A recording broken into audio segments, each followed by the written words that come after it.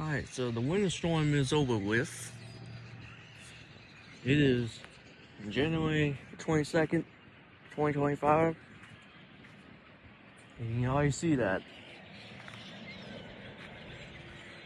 This is exactly like the same date we had snow in 2022.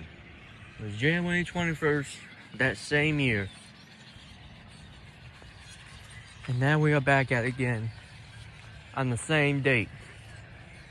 But in 2025, like it was incredible too. Like exactly 3 years later.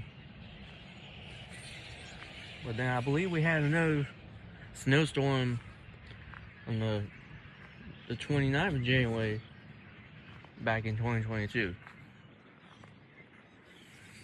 But it seems like this is probably the last snowstorm we're gonna get for a while now. Yep.